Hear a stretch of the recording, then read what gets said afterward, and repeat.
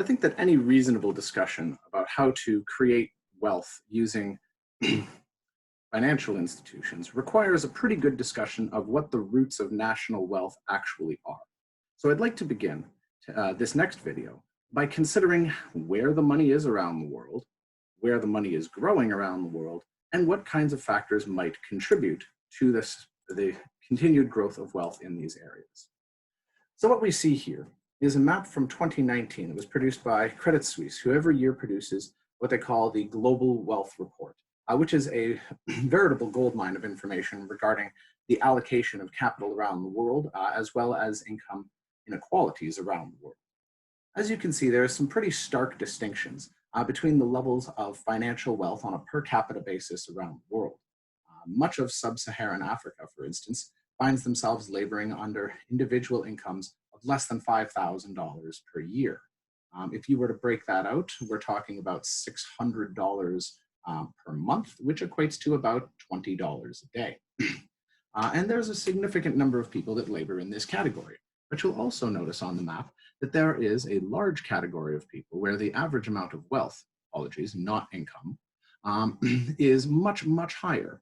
When we take a look at the amount of wealth that has been accumulated in places like Western Europe, Scandinavia, Australia, Japan, North America, we find that there are significantly greater amounts of wealth than we see in places like North Africa, Sub-Saharan Africa, most of Asia, South Asia, South America. And so this raises a very reasonable question in people's minds. Why is it that certain parts of the world are rich while other parts of the world are less so? Let's consider a little bit more data before we move on to the exact reasons why this is, however. And what we have here is from the same Credit Suisse report, a breakdown of total wealth that we can see in each of these various regions, as well as the rate of change of wealth. And then you see in the fourth column or fifth column over here, wealth per adult, which shows us how wealthy not just an entire nation or a region happens to be, but how that works once we divide it up into individuals. Now, everyone knows that not everyone in Canada or everyone in the United States or everyone in Brazil has the exact same amount of wealth. So this is at best an approximation of how well people are living in various countries. But it not only shows us how well people are living, it also shows us how fast things are changing in certain areas. For instance, take a look at the total amount of global wealth that has built up in just China in the last several decades. If we take a look at China's financial statistics back in the mid-1970s, China is effectively a third world country, whereas today, what we see is significant improvements in standards of living for hundreds of millions of people and very, very modern infrastructure, education, and other systems which have been deployed to improve the financial well-being of their people over the last 40 years. So when we look at this on a basis of the change in wealth, what you'll notice is that certain areas are growing faster than others. And in general, we find that over the 2018 to 2019 period, that developing markets tended to be among the fastest growing, but you will also notice here a significant change in the rate of wealth change, rate of sum of wealth per person in North America. In particular, some of this is related to the shale oil boom. Other parts of it are related to a decline in unemployment and a re-establishment of a number of businesses in their global presence. Now, also important to note is not just the change in wealth, but particularly the change in debts, because wealth, while it might be the difference between assets and liabilities, it's important to understand that we can finance this sort of purchase of other assets with other people's money. And there's been an extraordinary amount of that. It's not so much that the use of leverage creates wealth, so much as the use of leverage enables the accumulation of assets, which can subsequently create wealth. So you'll note that the two regions that generated the most amount of additional debt per capita in the 2018-19 period were both China and India, where governments and individuals and corporations were all very much involved in expanding the use of debt to acquire more assets, which they hope to be able to transform into future prosperity. So What I'd like to talk about now is a little bit of the economic theory behind what makes a country rich. There are several factors which contribute to this, none necessarily dominating the others, but all of which do have an impact on the level of wealth that citizens of a country enjoy. So I want to spend a little bit of time talking about each of these so that we understand what the various factors are that influence wealth creation. First of these, of course, is what we call good geography. Good geography makes economics easy by reducing some of the frictions that otherwise impede coordination. For instance, a country that is riven with mountains finds it very difficult to build roads to connect various pockets of population. Similarly, countries that are extraordinarily cold spend an enormous amount of their resources heating the shelters that people live in. They also spend an inordinate amount of money building agricultural facilities indoors that can be sheltered from extraordinarily cold periods so that they don't have to simply rely on their short growing periods in the extreme north or south. Countries that don't get enough rainfall similarly find that their aridity prevents proper agriculture from setting in, requiring them to develop other areas to hopefully be able to trade for the food they need to survive. In all of this, we can't neglect the role of access to water. Mathematically, shipping by water is a tiny fraction of the cost of shipping overland. It's estimated in the modern world that shipping by water may be anywhere from 10 to 20 times cheaper than shipping by road and 5 to 10 times cheaper than shipping by rail. Even cheaper if you factor in the maintenance costs associated with road and rail that we just don't have to deal with when we're using a navigable river or the oceanic system.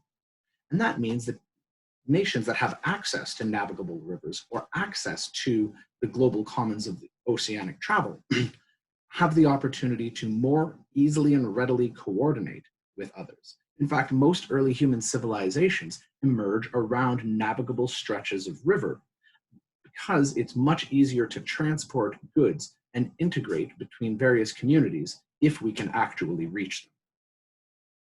Similarly, demography has an important role to play in the ability of a nation to develop wealth. Generally speaking, those under the age of 15 or over the age of 65 aren't contributing new capital to society. Before some of my older colleagues pounce on me, it's important for us to recognize that 65 is about an average. There are elderly people who work well into their 70s and 80s, and there are people who drop out of the capital contribution system by retiring at the age of 50.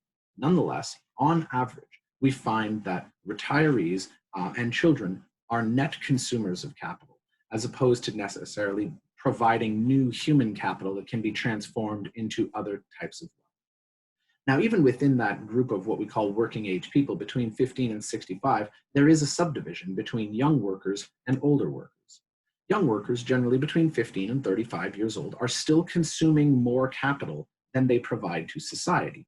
This is the young generation, the workhorses of the economy, you might say, that are buying new telephones, borrowing to go to school, borrowing to buy their first cars, borrowing to buy apartments.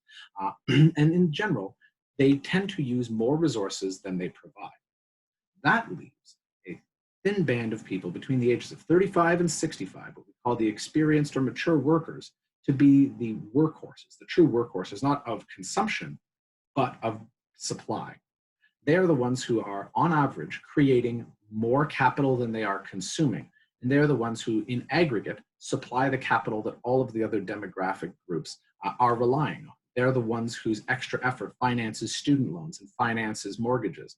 They're the ones who are providing capital to the younger generations who are still in primary or secondary school and therefore not contributing enough to even pay for their own food or shelter. Now, looking at that in context, we find that we can get a basic idea of how countries are doing based off of their demographic profile, which you can investigate at this link here below, populationpyramid.net, which shows UN projections on different countries going out as far as the end of the 21st century. It also breaks down population data into demographic bands of 5 years, which makes it much easier for us to not only see where things are today, but forecast what the futures of countries like Japan or China might be in the back half of the 21st century. Now, when we think about the aggregate ages in countries, an old country, like say Japan or Germany, where the average or mean age of people is well into their 40s, these countries are mostly populated with mature workers that create more capital than they consume. And as a result, old countries tend not only have capital to lend to others, but they also tend to have some of the most productive workers in the global economy because they have 20 to 30 years of experience in their various careers on average, which means that they're able to leap ahead of new workers who are still attempting to learn the tricks of their respective trades. Similarly, with young countries, for example, Nigeria, where the average age is well under 20 and the average woman has as many as 6 children, we find that these nations typically have to borrow capital they require to invest in things like infrastructure, healthcare, and education systems. But they do have the promise of a lifetime of productivity ahead of them, as these large band of young people do have the opportunity to be well trained over the next 15, 20, 30 years to become those, we say, experienced workers in their 30s. This is what is often referred to as a demographic dividend. China has been enjoying its demographic dividend for the last 20 years, and you can note the rate of capital accumulation in the country. Meanwhile, other nations like Nigeria or Ethiopia with relatively young populations are seen as being potential consumer markets of the future. And this gives us some idea about whether or not we have rich countries or poor countries. Countries that are on average older tend to be richer. It's universally true. Having old people in your country does not always make you rich. In order for you to get rich, your old people, your experienced workers, require a number of other factors to help contribute to their success. So let's have a look at one of the simple ones, the role of security. In general, any kind of armed conflict destroys both human and physical capital.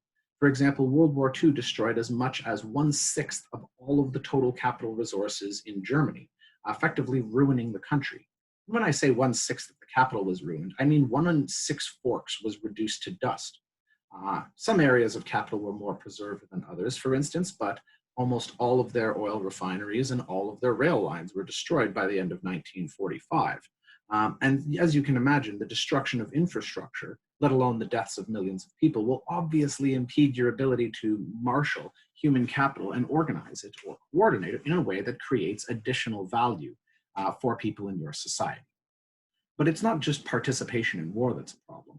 It's actually having a war in your own country that's a problem. And we can see that in the difference between how countries that won the war, say France versus America, in World War II, came out of it. France had endured conquest. France had endured years of fighting in its own territory and the destruction of several of its cities. There was no fighting in America. None of its cities were destroyed, and very few of its civilians were killed as a result of the war. Therefore, in terms of the impact on capital, wars tend to be much, much more destructive to the people who are fighting to defend their homes. Now, when we look at what drives external conflict, the primary driver of external conflict is resource competition, which can often result from either trade barriers or what we call bad borders. There are some natural borders which are between countries, for example, rivers or mountain ranges or even the sea, which seems to impede conflict.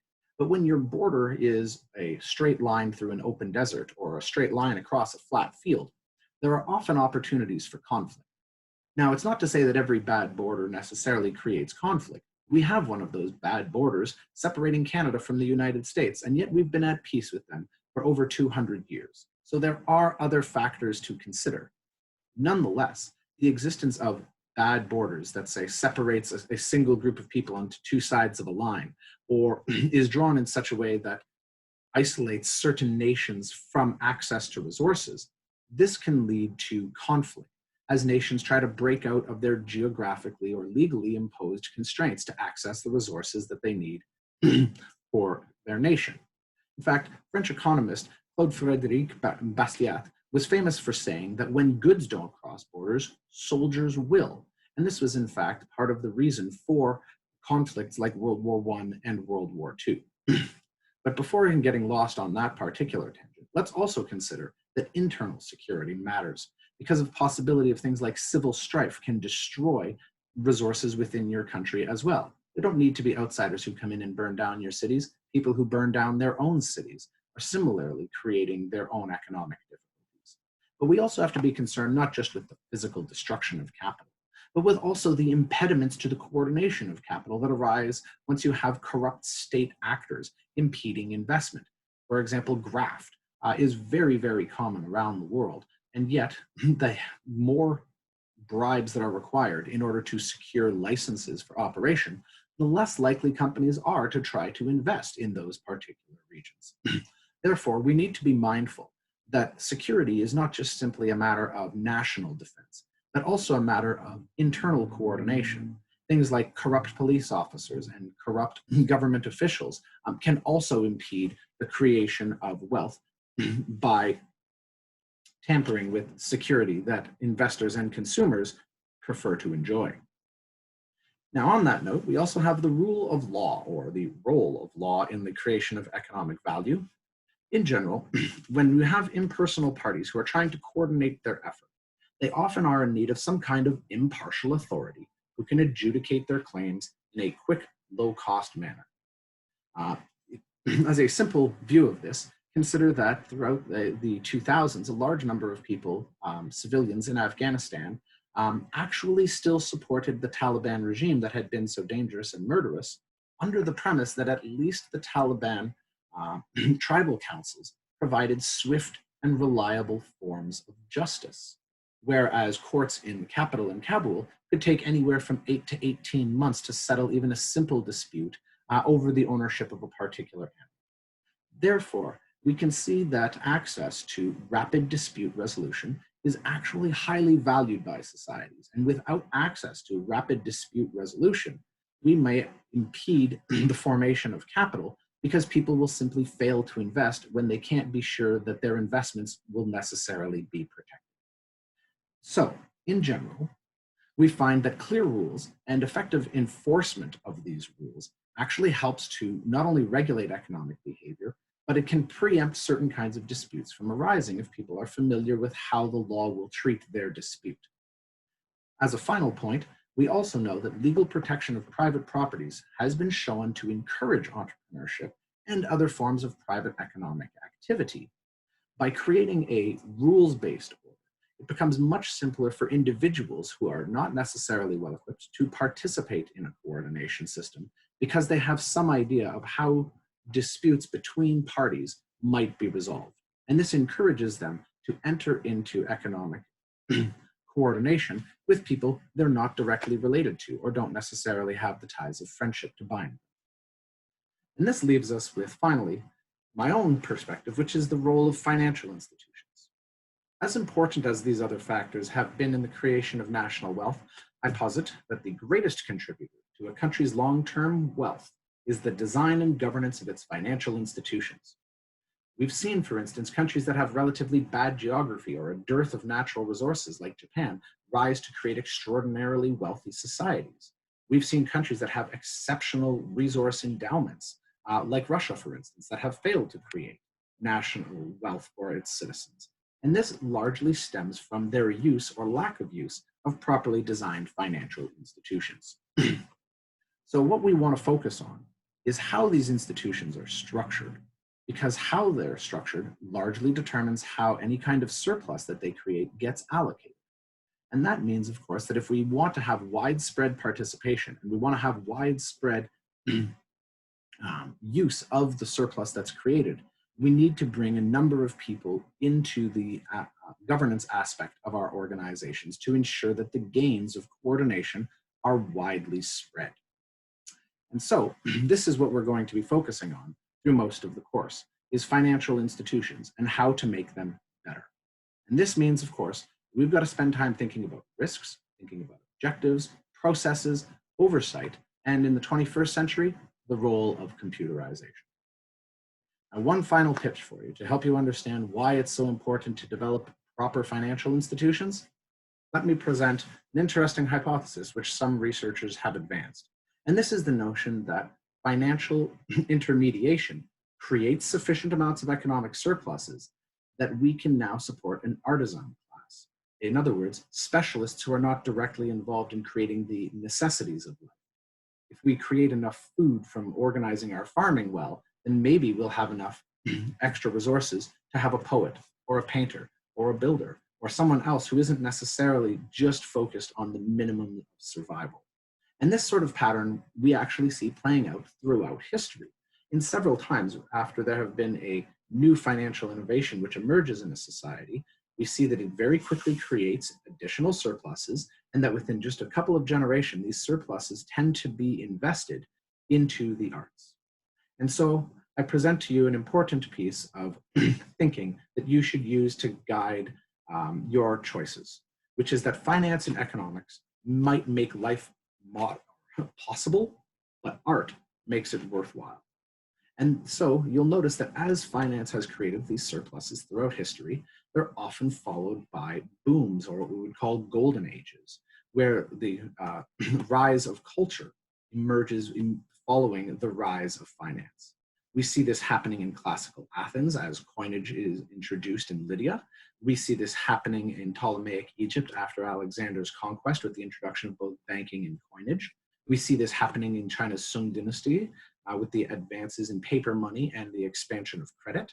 The Italian Renaissance follows a similar pattern, with the surpluses in particular created by the actions of the Medici family being bled into support for the arts, architecture, etc. The Dutch followed a similar pattern with their golden age in the 1600s, followed on the heels of their use of public corporations, the advances in markets and derivatives that helped to propel their economy forward. The same thing happens to the British Empire with the advent of public corporations and the development of large insurance firms. And even in 20th century America, with the expansion of investment trusts, the development of broad-based public pensions, and of course, the advent of computers, we see a surge in American culture that has become to some extent a bit of a globalized culture. So advancing finance is not simply about creating extra resources or extra wealth. Think about what extra resources and extra wealth actually does for our society.